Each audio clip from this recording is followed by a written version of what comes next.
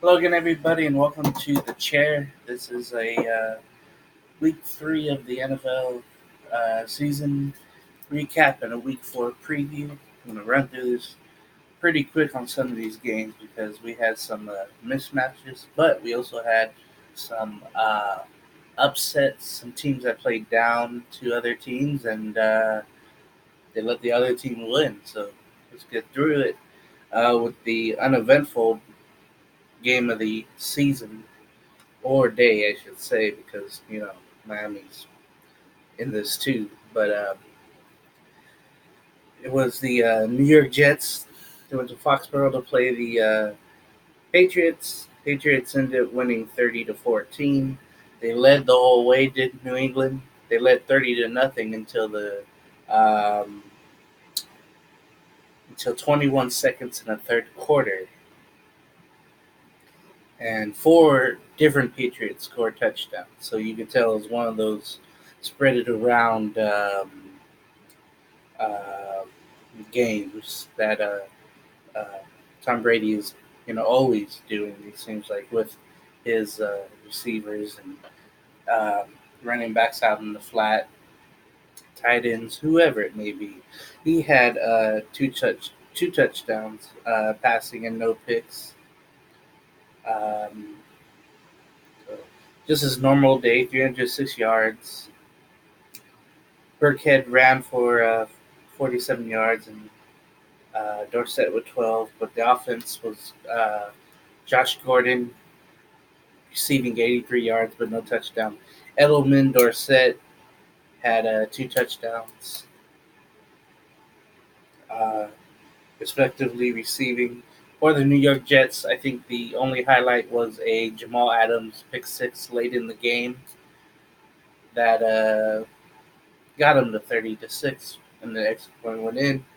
Of course, Jets without Sam Darnold had Luke Falk, the quarterback from Washington State, come into the game. He had one pick and no touchdowns, 98 yards passing.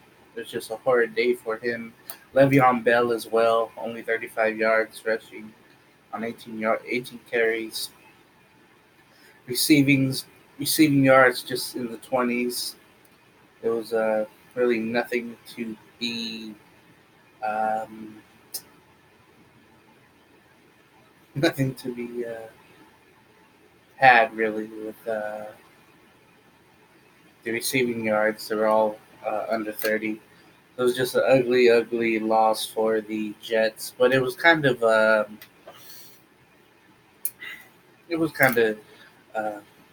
over before it began. Let's go to Lambeau. It was the Patriots. Excuse me, no. It was the Broncos going to the Packers. The Packers were in their 1933 uniforms. They had it's yellow here, and then uh, I don't think it was navy blue, but some type of dark blue there. Um, but those are always cool to see. For Denver, there was turnovers galore. Flacco had a bad game again. Just you don't know about him, and it's unfortunate we won't see Drew Luck this year, the rookie, because I think after maybe their bye week, I would switch quarterbacks, and unfortunately Drew Luck isn't there, so we can't see him play. So that's just unfortunate. So the final score was 27-16 Green Bay. The bright spot, I think, for the Broncos was Lindsey with 81 yards and two touchdowns. He had two big runs that made him seem like they would get him back into the game, but it was already too late. Flacco had 213 yards and one interception only. For the receiving, Sutton, who keeps having a good year, at 87 yards. Receiving, Lindsey had 49 himself, but Curley was not enough. For Green Bay, again, Aaron Rodgers and Matt LaFleur, they're trying to get some things together. They're trying to throw the ball, downfield the best way that they can. You have a weapon like Rodgers, Always gotta give him time so he can survey what's going down on the field and who's going on a fly pattern or fade route or whatever it may be, and hopefully get it going. Uh, 235 yards of passing and one touchdown for Green Bay's quarterback today. Excuse me, on Sunday. Williams had 59 yards rushing. Jones had only 19 yards rushing, but he had two touchdowns. So not a day for Jones with that. Valdez Scantling had 99 yards receiving with one touchdown. Devontae Adams with 56. Now, being selfish myself, I had Adams on fantasy, but he did not do well. And I made a trade, and we'll see how it works. Okay, let's go to Buffalo as the 2-0 Bills. Surprisingly, hosted Buffalo and hosted Cincinnati in their home opener as they were 0-2. Now, this game was back and forth. It seemed like Josh Allen was running for his life all game long. It was good though because he scrambles out. Luckily, he has a speed, or else he would just be caught in the pocket and swarmed by defenses. So the Bills led 14-0 late in the third quarter, and then the Bengals came back to take the lead 17-14. And the Bills had a clutch touchdown late to make it 21-17 the final. And then the Bengals had a chance with 20 seconds left, but an interception by White for the Bills made the win happen. Again, they go to 3-0. I think it's one of the surprises in the league so far. For Andy Dalton, one touchdown and two interceptions, 249 yards passing. Mixon with 61 yards rushing. That's understandable because they're playing against a Buffalo defense that's really good rushing wise. It's really good. Uh, Tate for um, receiving for the Bengals with 88 yards. Boyd with 67-34 for um, Mixon. And Ross, who's had a couple of great games, only had 34 receiving yards. But again, that's understandable against the Buffalo defense who really shined out in today's game and all season long. For Josh Allen, you never expect a lot of passing yards. He had 243, one touchdown and one interception. Frank Gore still going. He's 100 in running back years, but he's awesome. 76 yards and a touchdown rushing. 46 yards for Josh Allen rushing himself. TJ Yeldon, 30 yards rushing. So they got something on the ground there for sure. Knox had 67 yards receiving and one touchdown. Brown had 51 receiving. Beasley, who finally had a decent game, 48 yards receiving. So all in all, it was an effort by the Bills. It was one of those where, okay, that's not going to work against New England, and we'll preview that game coming up because they go to New England, and both teams are 3-0. So yeah, yeah, who had that coming in? Oh sure. By the way, last week, week 3, Thursday, it was 20-7 Jacksonville. You know that story. 9 sacks on Mariota. Ramsey's sick. He's not with the team right now, but I don't know if he's really sick or he's just holding out, not having to practice. And we'll see if he plays on this Sunday. But yeah, that's just that was last Thursday. That was a sloppy, sloppy, sloppy game. So let's go to Tampa. It was the Jets. Excuse me, the New York Giants and the Tampa Bay Buccaneers, and this was Daniel Jones's first start after the Giants finally said, "Okay, that's it, Eli." You know, We got to see what the kid has. We got to see what can happen. Um, this game was back and forth. It was a fun one to watch and see and what could happen. It was for me, as I wrote this down, I said it was one of these typical Jameis Winston Tampa Bay exciting losses where it just they led early, led late, and then the Giants came back with 18 points to win the game. And it seems like when the Buccaneers have this type of lead, Jameis will start doing something. He'll start fumbling, start throwing picks, and killing the chances of any win that they have. So, again, the final was 32-31. And for Jones' first start, he looked really good. Um, Made decisive throws. He had no picks, 2 touchdowns at 336 yards. I think the only thing that I got from uh, when Tampa Bay had him in the pocket and the pocket was collapsing, he would just curl up into a ball. And I think um, if he had maybe just a little more awareness, I know he's a rookie and he's just learning to get out of the, you know, get the ball out. But if you feel like your pocket's collapsing, hey, uh, run for it. And he did that for the winning touchdown. But there was some earlier in the game where pocket was collapsing. He was in there, and he just curled up. But maybe he'll have the pocket awareness again.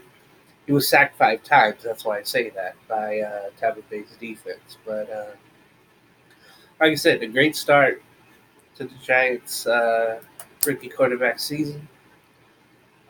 The unfortunate thing is for the Giants in this comeback win that Saquon Barkley got hurt and he'll be out 4 to 8 weeks. That usually means cut it in half, price 6.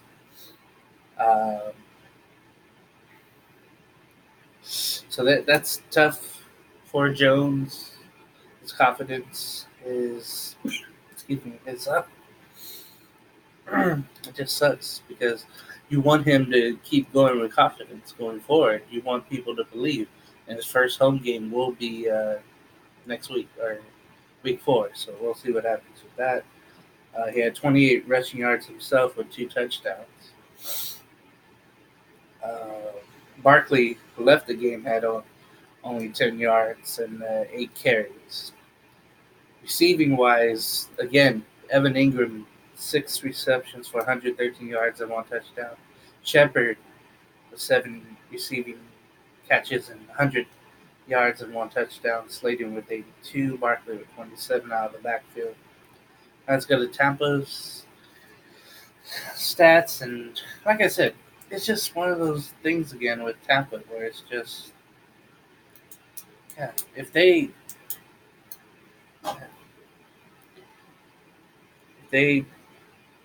had a decent quarterback, I think which Jameis can be sometimes, but it's just not happened.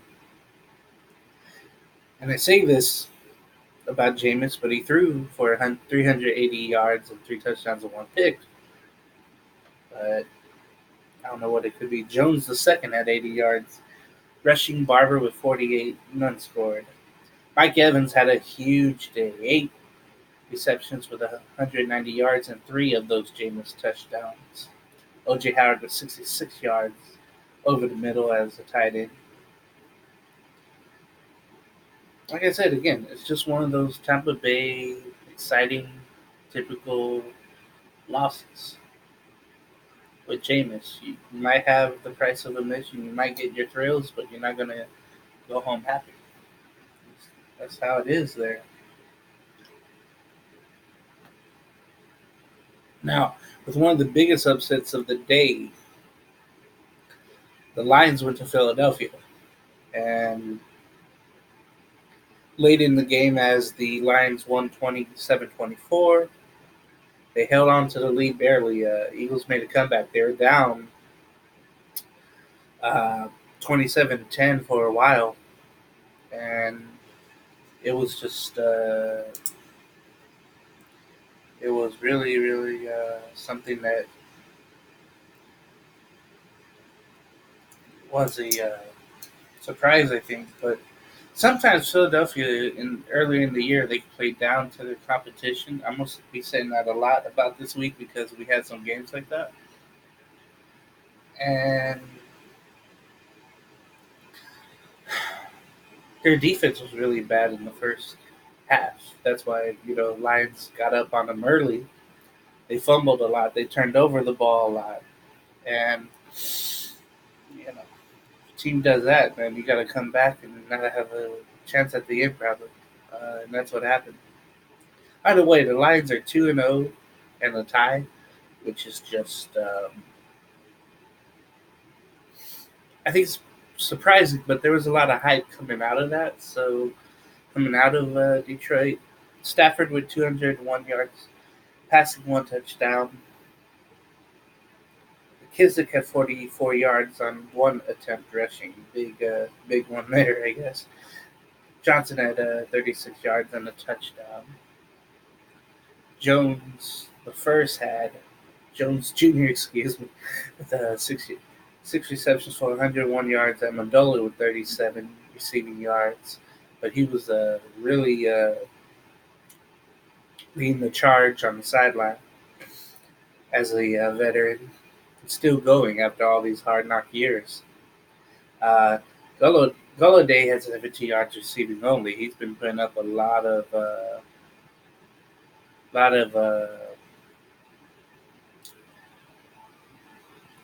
numbers as of late. And let me get to one of the reasons why the Lions won. Agnew, this punt returner, kick returner, he returned one kick return for 100 yards. It's just one of those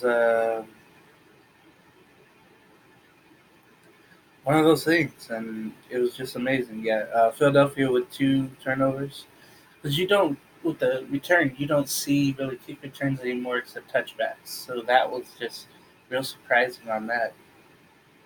Carson Wentz for Philadelphia had two touchdowns and 259 yards uh, passing. Ran for 33 himself. Sanders for 53, and Howard finally scored and had 37 yards rushing. Sanders as well, receiving had 73 yards. Ertz with 64. Hollins with 62. Aguilar, who had, of course, as you know, some drops, 50 yards. J.J. Whiteside had 10 yards on one pass. So, and two touchdowns for Nelson Aguilar. But the thing he's known for is the rock solid hands that aren't solid. So, Butterfingers, I guess.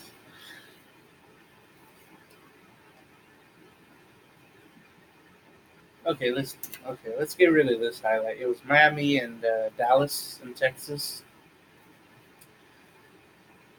Now I couldn't believe this, but I was watching my phone, and Miami was leading 10-6 at the half, and I thought, oh God, ooh, man, there's going to be a lot of people giving hell to the Cowboys if they lose on uh, Sunday against Miami. Uh, Final score did ended up being 31-6 as the Cowboys woke up in the third quarter, and then it was smooth selling after that. 31-6, Dallas. They go to 3-0. Miami, as you know, 0-3. Um, Looked like better effort, especially in the first half this week. It wasn't a shutout, but still 0-3, and they're going for that number one pick spot. So it's just bad for, for what it is. Josh Rosen did throw for 200 yards. Fitzpatrick came in the game for 29 yards. Kenyon Drake had 44 yards rushing. That's it right there. Williams had 68 yards receiving. Devontae Parker made a great catch. in the game had 56 yards. Receiving, Drake had 34 himself, Grant with 27, O'Leary 19. You don't know most of these guys on Miami, unfortunately. No Mark Duper walking through that door. Uh, for the Dallas Cowboys, again, who had a bad first half, uh, Prescott at 246 passing yards, 2 touchdowns, and 1 pick. Elliott had a monster game on the ground, 125 yards. Pollard, their backup rusher, had 103 yards with a touchdown. Prescott had a rushing touchdown himself. So the ground game had a wonderful afternoon.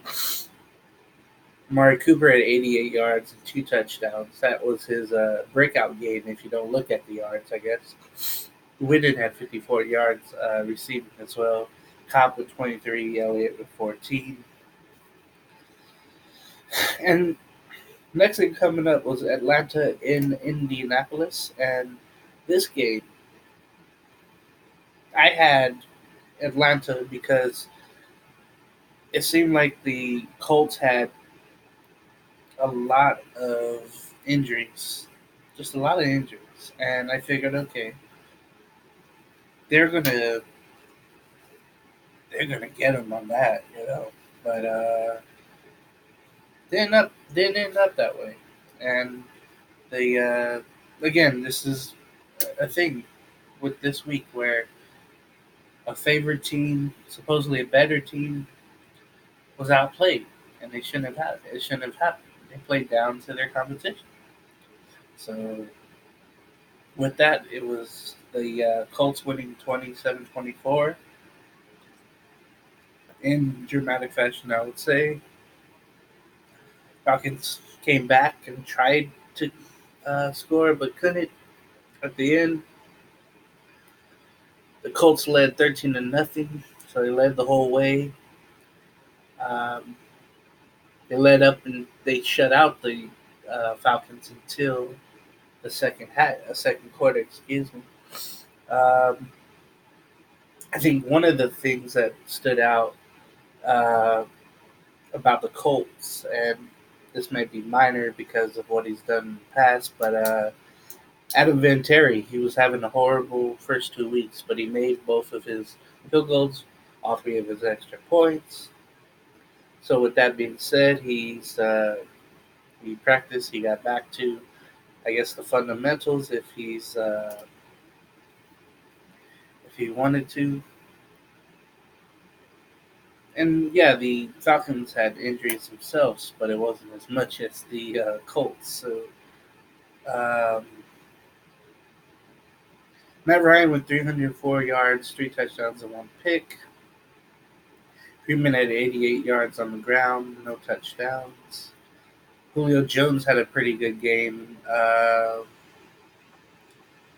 128 yards receiving and 1 touchdown. Hooper, who's a breakout tight end, had 66 yards receiving 2 touchdowns. Sanu with 75 yards. So on that comeback trail, they came up short. And for the Colts, Hilton and Mack had pretty good games. Brissett had 310 yards passing and no picks for Jacoby. Marlon Mack, 74 yards and 1 touchdown. Hilton had 65 yards receiving and 1 touchdown. Pascal had 1 touchdown, 53 yards. Ebron at 47. Doyle with 46. Both are tight ends there. So again, it was a surprise, definitely. So next game comes up. It was Baltimore going to Kansas City, and I think that was the big game coming in because you had two explosive quarterbacks, one more than the other, of course. And right away, the uh, thing was, okay, can Lamar keep it going? But at the wow, I just read this. It was 940 yards gained total by both teams offensively. Oh no, total, but lot of yards offensively. Now, Baltimore did hold Kansas City to 7 points until 7:52 mark in the second quarter. So, if there's a victory in that morally, Baltimore could say that, hey, we held them for a while. Um, but the final score was 33-28, Kansas City. The uh, Ravens tried to come back late. They went for three 2-point tries and didn't hit any of them. It was, I guess they figured, hey, we got to score more than them. We got to try. And that ended up really, well, they would have still lost by two, but still, okay, you're in field goal. You're down by two. You can have a field goal to win the game. But if they just went for ones, but they didn't. I guess they have a philosophy where, going for two is better.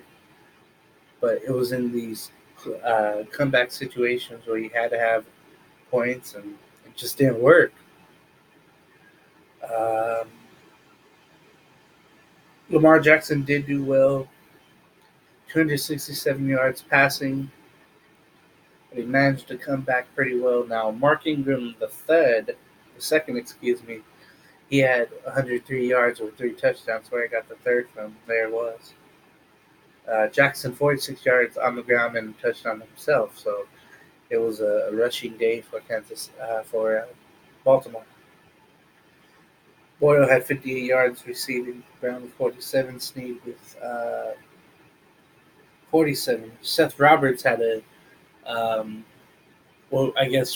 could have been a game-saving catch with 37 yards receiving, and Ingram had 32 himself.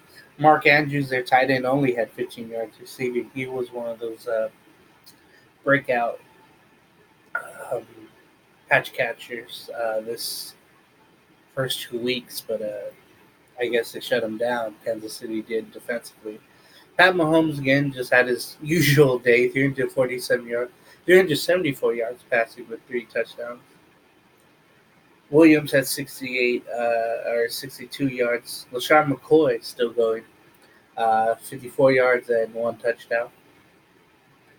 Hardman breaking out for Kansas City, receiving 97 yards and 1 touchdown, only on 2 catches. Kelsey had 89 yards, Watkins with 64, Williams with 47. McCoy receiving had 1 touchdown, Robinson with 43 and 1 touchdown as well. Like I said, it was a comeback just too late for Baltimore, but it was pretty entertaining after a while. But like I said, it ended up being a Chiefs game, and they go to 3-0. We'll do the standings in a little bit. So let's go to the late games now.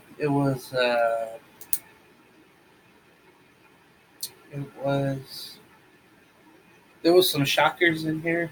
Again, another team playing down to their. Oh, there was one other game, but it was the Raiders and Minnesota late or early, excuse me. And it was pretty much how uh, you figured it was going to be. Final score was 34-14. Minnesota, they led 21-0 until the second quarter. Uh, for the Raiders, it was just one of those uh, games where you felt like they were just mismatched. More talent was on the other side than the Raiders. Again, penalties were the issue. They had a lot of them. Uh, Derek Carr had 242 yards, passing, 2 touchdowns, and 1 pick. On the ground, Jacobs, not a good day, 44 yards. Washington 22, Richard with 15. Waller keeps going. The rookie tight end, 134 yards receiving. J.J. Nelson with 36 yards receiving, one touchdown. Tyrell Williams, 29 yards and one touchdown. Renfro with 28 yards receiving. Story of the day was Minnesota. Not so much Kirk Cousins, 174 yards, passing, one touchdown. Now Dalvin Cook, he's having a great year. First great 3 games. 110 yards rushing, one touchdown. Madison himself had 58 yards and one touchdown. But the defense, Thielen here had one catch for 1 yard, and it was a touchdown. Had to bring that in, but it was it's pretty much over in the second quarter. It was one of those games where I was keeping track, and it was just one of those. Okay, you know what's gonna happen, so it's good. It's over. uh, so let's go to the late games on Sunday. There was New Orleans going to Seattle now. Excuse me. There was questions about Teddy Bridgewater. Will he be starting the whole game, playing quarterback in the whole game, or will Tyson Hill come in to play some quarterback? But Bridgewater, he held in there got the game ball and got the win somehow. In Saints got the win somehow in Seattle. Again, it was just one of those games where the better team lost to the inferior one, and I think Todd Mesky can second that. And I know he was probably disappointed in that Seahawks loss. Bridgewater, 177 yards passing and 2 touchdowns. Kamara has 69 yards rushing and 1 touchdown. Kamara also had 92 yards receiving and 1 touchdown. Michael Thomas had 54 yards receiving but 1 touchdown. So it wasn't a big offensive game, but the Saints at one point led 33-14. It was just one of those games where the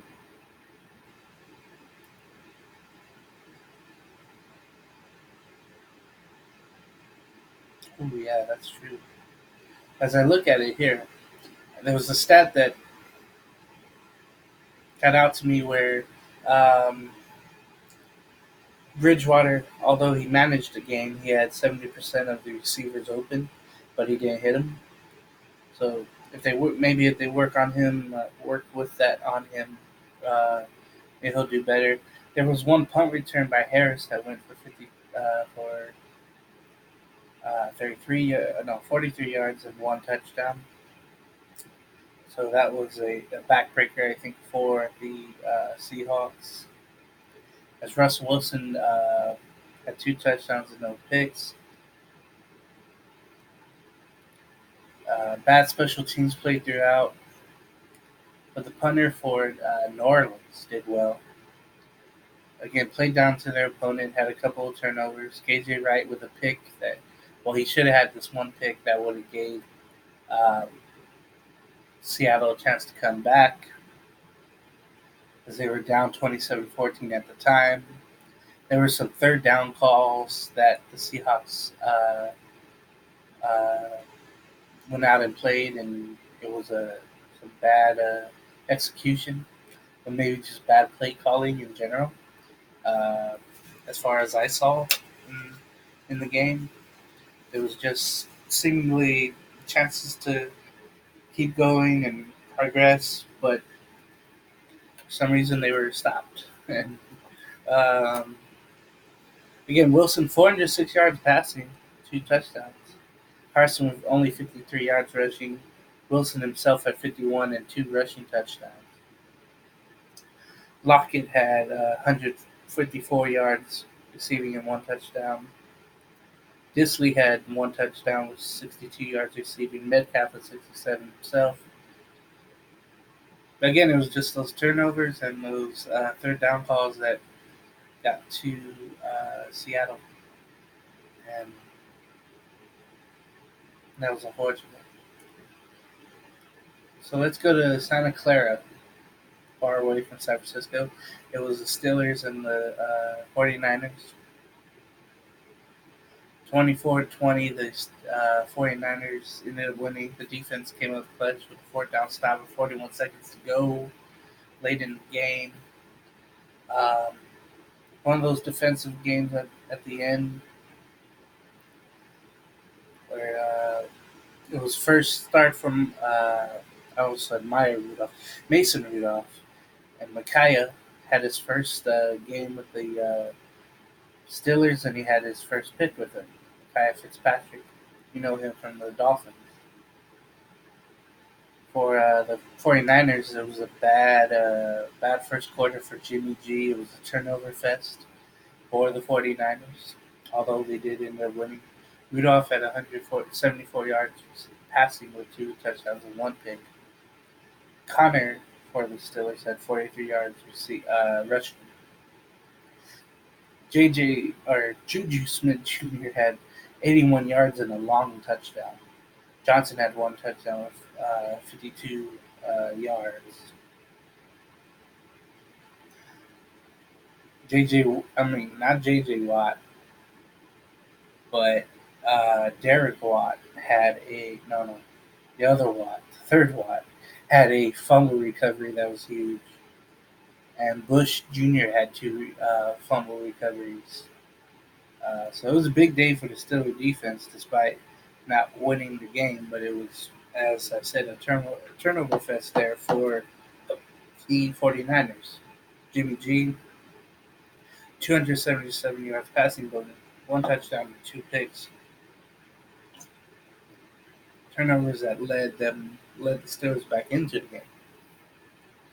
For the 49ers with the third string rushing going,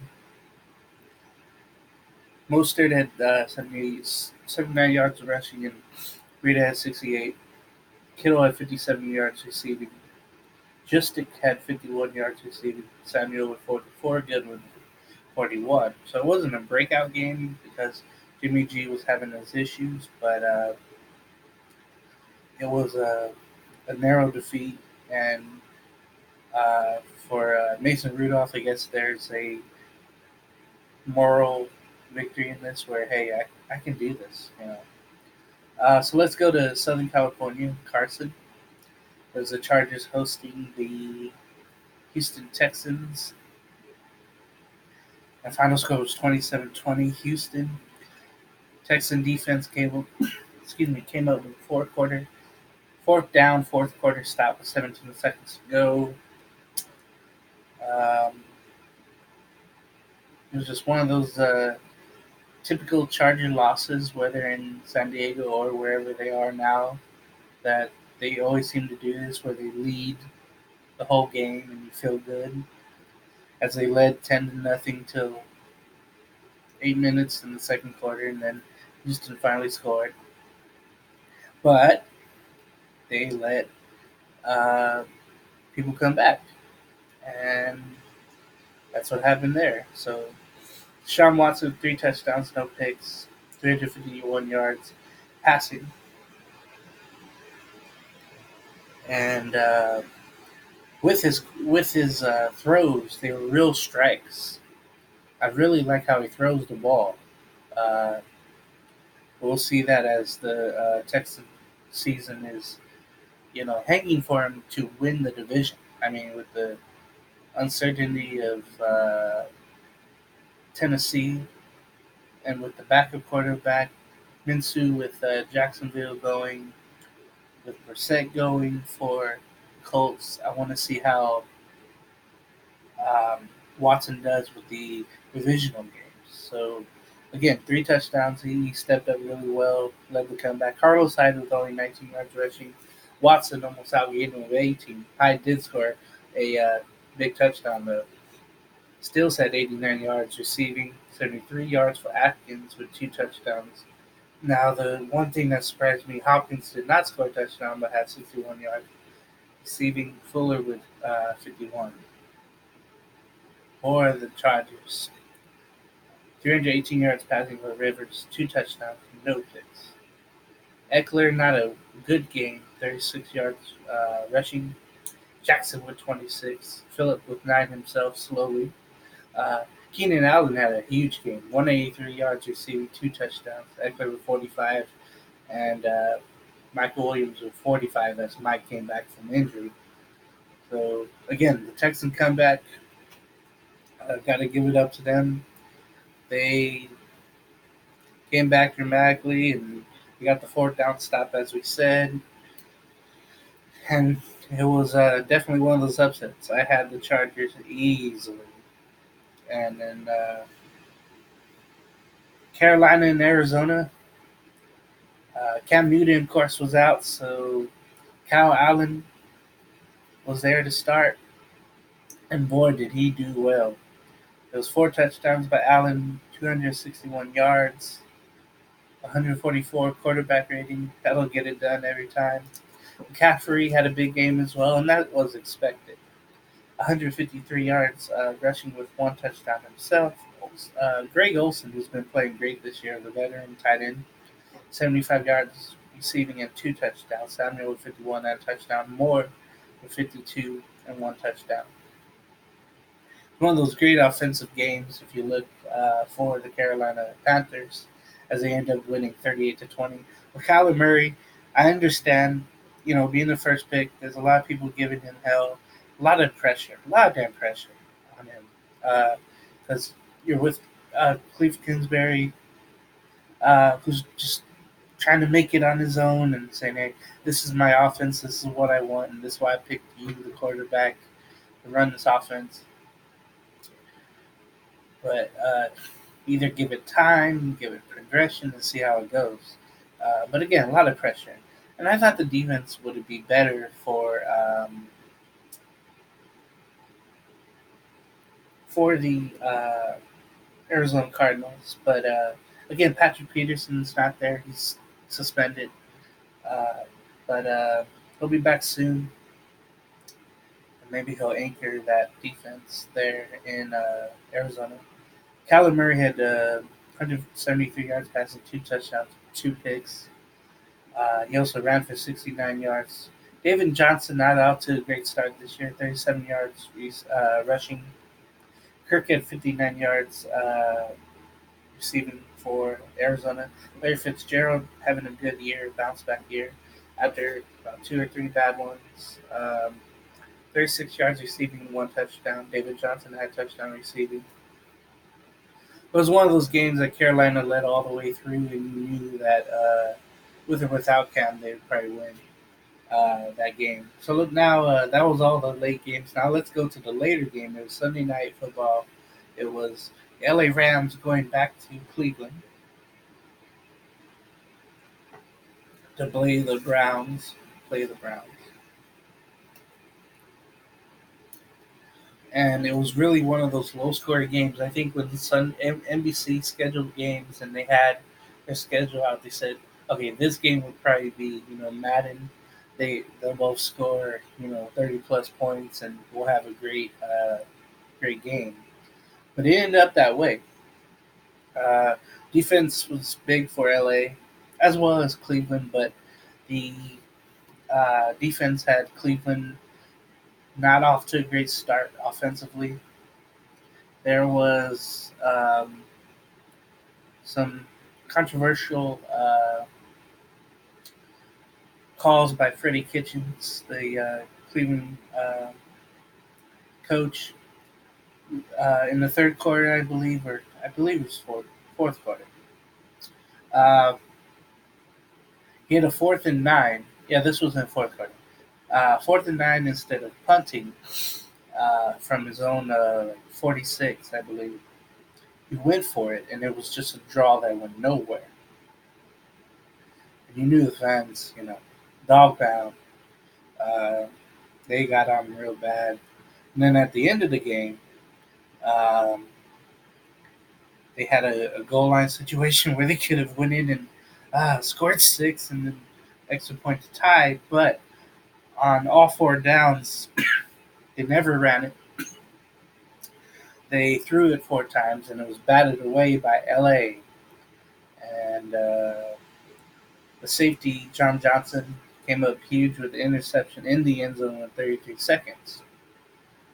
So I would have liked to see Chubb run at least two of those downs and get a fade route to OBJ or Landry or something, or a quick slant. It was very surprising. And but again, the defense really did the job. That's all you can ask for. Goff had final score was 20-13. Uh, this was a field goal fest after a while. Um,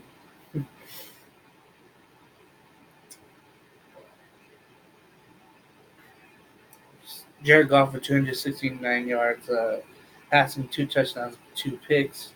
Gurley had 43 yards on the ground. Cooks had 112 yards receiving. Cooper Kupp had a big game, 102 yards receiving, two touchdowns for the Rams. For Cleveland, 105 yards for Baker Mayfield, touchdown and a pick. 96 yards for Chubb. Again, he should have got some of the calls on that fourth quarter, four downs possession. But that's what the coach play call wanted to do was pass. Landry is 62 yards receiving. Beckham Jr. 56, and a one touchdown to Harris. Uh, no coup for the Browns in that game. So that was a killer for the Browns. Could have had him on one of those four down passes, but didn't happen. So that was week three and all of its issues. Well, here's one more game, but it was Monday night. It was the Bears in Washington, and the final score ended up being 31-15. The Chicago defense just had their way. Clinton Dix had two picks and one for a touchdown. It was just one of those ugly, ugly games that the Bears defensively just took over and um, forced a couple of fumbles. Hicks and Jackson. Hicks did have to leave the game, and I believe he was in a walking boot or some type of cast. So I wonder about Akeem in that matter. Khalil Mack had both had two forced fumbles, and that hurts. Being a Raider, seen him do well with someone else. Trevethion had a forced fumble as well. Nero was one for two kicking. I guess we have to do a Bears kicking report every time we do this. um, but Trubisky, three touchdowns and one pick, 231 yards. Passing Montgomery, the rookie running back, was 67 yards. Cohen with -2. He's not having a good season so far. Gabriel, 73 yards, passing, three touchdowns. Receiving, three touchdowns. He got those early by halftime. That's kind of how the game went. Robinson the second had 60 yards receiving as well. And for those dreaded Washington Football Club, two touchdowns for Case Keenum, but three picks. He did throw for 332 yards. Most of those came in the second half as the Browns the Bears kind of let up and let him come back. But after a while, Washington did Washington things. Peterson only had 37 yards rushing. Thompson with 29. Richardson for the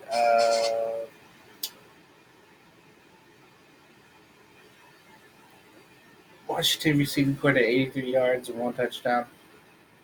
Thompson 79 out of the backfield. McLaurin with one touchdown as well. So that was week three altogether. kind of forgot about uh, the Monday night game, but you understand why I would. Uh, so let's go to week 4 real quick. Week 4, the Thursday night game, which is tomorrow, if you see this on Wednesday. Philadelphia and Green Bay. I have Green Bay in this. I feel like the injuries of Philadelphia on the defensive end. I feel like Green Bay at home. They don't have to travel. They don't have to go anywhere. Will do well, and they feel sky high after playing beating Denver at home. Usually, the advantage would go to the home team on a Thursday, where the other road team doesn't have to fly in. So I got Green Bay in that. Washington against the Giants. Excuse me. I would love to see Hopkins play for Washington at quarterback against the Giants. I think that's uh, what he would want. And I think at this time with Case Keenum, even though he had that little surge at the end of passing yards, I think that it'd be nice to see the rookie dueling quarterbacks go against each other. Daniel Jones will go for his first home start with the Giants, so that would be something. But they are without Barkley, so I'll go with the Giants slightly. But you got to hope that Daniel Jones has a marvelous day, and if Evan Ingram can help him out, I think that would be something. For the next game is Kansas City at Detroit. Detroit surprisingly at 2-0 and one tie. Kansas City with 3-0. They're undefeated as well. Uh, but I feel like indoors, Kansas City, I bet they'll have a lot of fun. We'll see what the Detroit defense can do, but I think I'll take uh, Kansas City by at least 10. I can see that happening where they have a lot of fun out there. Tennessee goes to Atlanta. These are two teams just, even though Atlanta has a better record, but I see I see Atlanta winning, but only maybe by a field goal. It's going to be one of those. I feel like sloppy games where the defense of Tennessee will stifle Atlanta, but they'll do enough to win the Falcons. Cleveland goes to Baltimore in a divisional matchup that could mean um, a lot. Uh, Cleveland, I know, wants to show that they didn't want to embarrass themselves. They pretty much did on Sunday night, or yeah, Sunday night. So, with that being said, hey, I'd have to go Baltimore just based on what um, Lamar Jackson has done this season. But if Cleveland can get their act together and the play calling can be better, and I don't want to, I shouldn't single out the coach, but yeah, it was one of those um, games that you hate, but hate to see come down to that on Sunday night. But I'll take Baltimore just based on what they've done. I know the Browns' defense is really good, but rushing attack of Mark Ingram, if they can get going, that'll be really good for Baltimore. Oakland goes to Indy. I think that's pretty much a done deal. Jacoby Brissett has done well, and with the retirement of Andrew Luck, I feel like Brissett will have another big game. I feel like T.J. Hilton will have a big game. Marlon Mack, look out! He'll probably have a stellar game against the Raider defense. Uh, that's just another. Pretty soon, this is an energy drink, but maybe by Sunday night I'll have some alcohol in it. Thank you to the beautiful woman who got me this. Um, see you soon. But yeah, the Colts will definitely win that one. New England goes to Buffalo, and both are 3-0, which is a surprise. Buffalo fans should be loud as hell, like they were last uh, week against Cincinnati. But I think New England wins. Uh, excuse me, handily. They might have a bad first half. They might adjust. And Bill Belichick, of course, is a master at adjusting. And what I always liked about him is that he would always practice situations, so they're ready for anything. And that's what's going to happen with the New England game. I expect Buffalo to be in it, but after a while, New England will pull away. Carolina and Houston. This one is intriguing just based on the quarterbacks because uh, Allen had a great game in for Cam Newton again for Carolina. I don't know if I'll have the same game that he had against Arizona because Houston has, of course, a better defense. And with that being said, I'll take Houston. Deshaun Watson maybe can expose that defense for uh, Houston against Carolina next this Sunday coming up. But we'll see what happens. The only thing you hope, yeah, Allen can have another big game, and McCaffrey. I wonder how he'll do against the Houston defense. Oh, sure. Chargers go to Miami. Oh boy, if I'm gonna pick Chargers, but wouldn't that be something? They lost to Miami.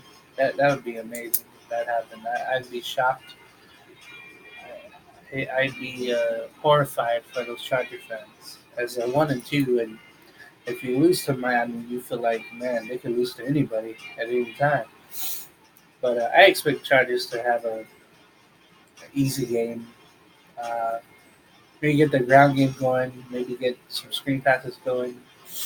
It seems like they didn't have a lot of that last week, and I think Miami's a great team to practice that on. So yeah, Chargers easily. Tampa Bay goes to LA to the Coliseum to play the Rams. I expect LA to pulverize them. Uh, you saw what the Tampa Bay Bucks can do offensively, but defensively they're pretty bad, and they're banged up as well. But I see LA winning easily in that. I expect a big game passing for Goff and Woods and for Cooks and Cup. I feel that. They're without Higby the tight end, but they got some backups ready to go.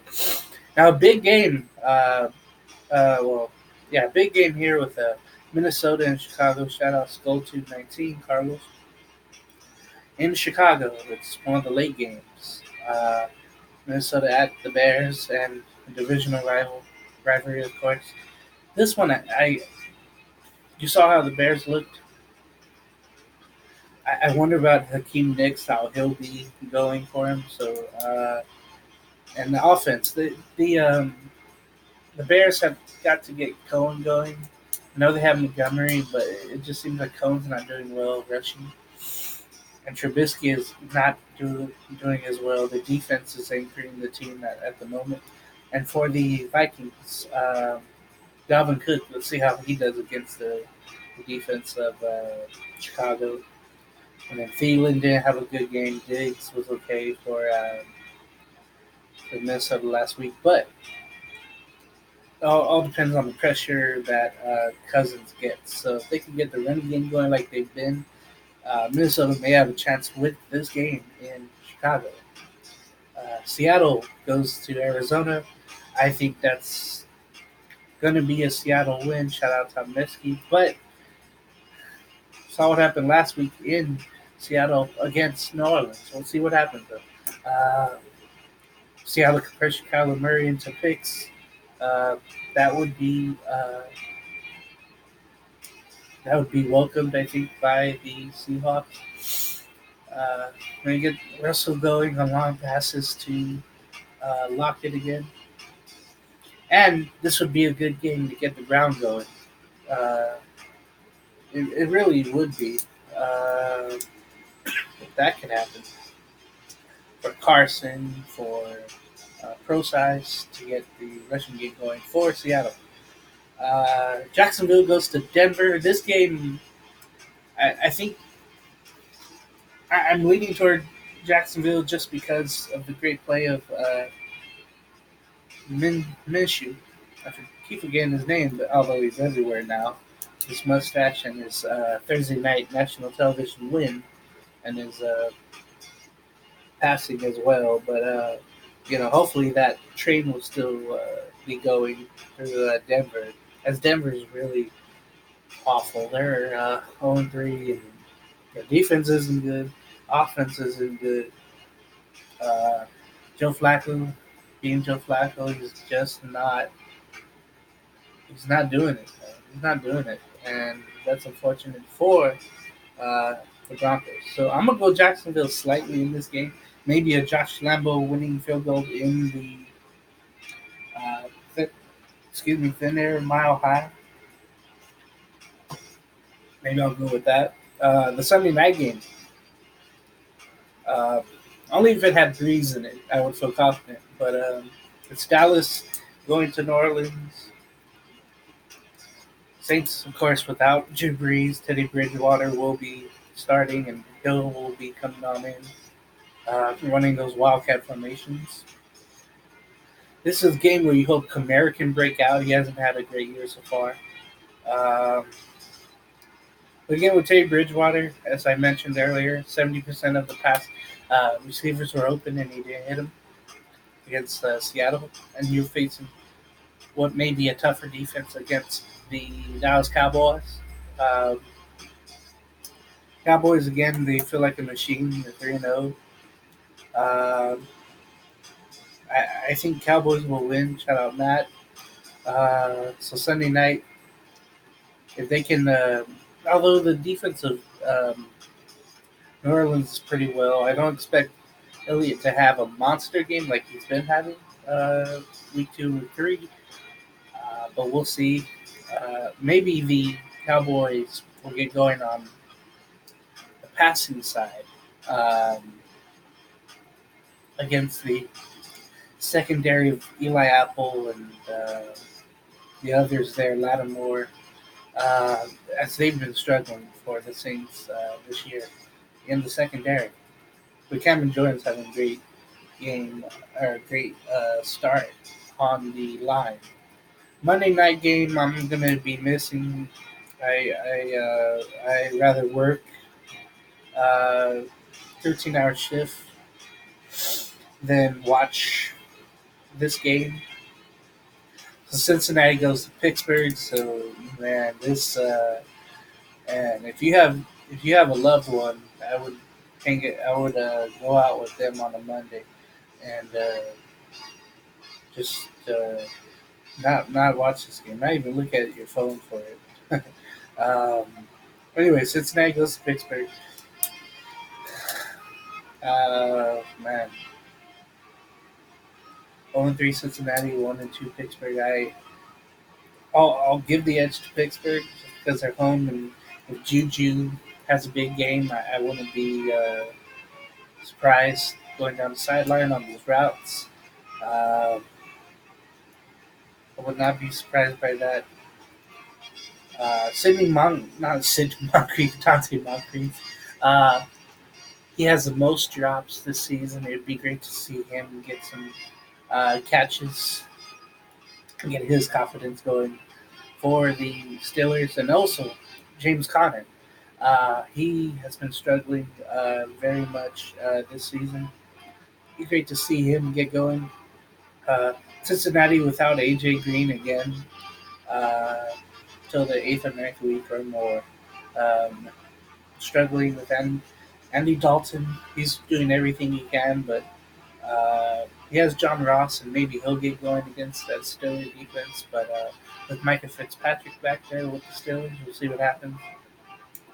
Um, but I definitely have the Steelers easy in this, unless Joe Mixon can get going. But we'll see what happens. So that was week 4 of the preview. We recapped week 3, and good luck on your teams, and also for the chair. I wanted to do other stuff, and we'll have our Raiders show later in the week. We'll get. I guess we have to preview the Raider game against the Colts, but maybe it'll be better this time. I don't know. Uh, so we'll do that, and then sometime in the near future, I would love to do a food review of popular food or something I see that I want to eat, and we'll see how that goes. But since I eat a lot, I think that would be cool to do.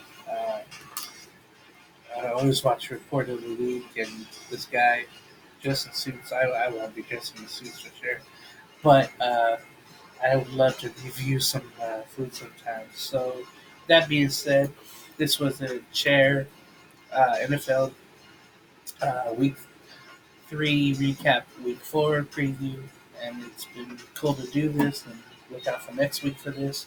Look out for the Raider video, and then maybe something else down the road on the chair on YouTube. We'll see you soon.